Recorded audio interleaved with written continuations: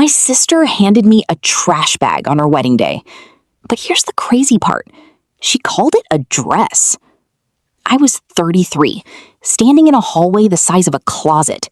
7 perfect women in lavender gowns laughed in the next room. I held a traffic cone orange sack, size 2XL. I wear a small. I pinned the waist with a bent safety pin. The fabric poofed out like a parachute. When I asked my sister Sloan about the mix-up, she just smiled. It was the only one left. My parents called me dramatic. The photographer physically moved me out of every frame. Picture this, a woman in a bright orange mess hiding behind a hedge while the wedding party poses without her. But here's where it gets dark. By the time they cut the cake, my sister ran out of her own wedding. Not because of guilt, because a woman in the 3rd row had been watching everything. And that woman was about to burn the whole party down. Wait, first, you need to understand the lie. I'm a structural engineer. I build bridges. I paid for my degree by serving steaks, dollar by dollar. Sloan? She dropped out of college, never held a job. But at her wedding rehearsal, I caught her whispering to the rich in-laws. She told them she was the engineer. She told them she paid her own way. She told them she held our dying grandmother's hand for 3 years. That was my life, my grief, my hand. She stole it. And the orange dress wasn't a mistake. It was a weapon. If I looked crazy, no one would believe me. The grandmother's move.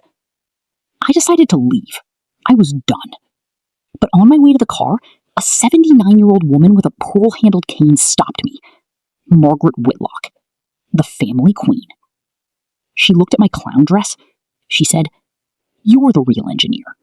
Class of 2017. I made some calls." My blood went cold. She knew everything. She told me to sit down and watch the toasts. The maid of honor gave a speech about Sloan's incredible journey. The room cried. I sat in the back, invisible. Then, Margaret stood up.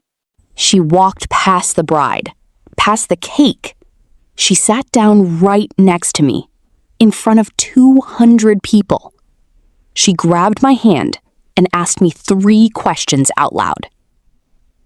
"Did you care for your grandmother?" "Yes."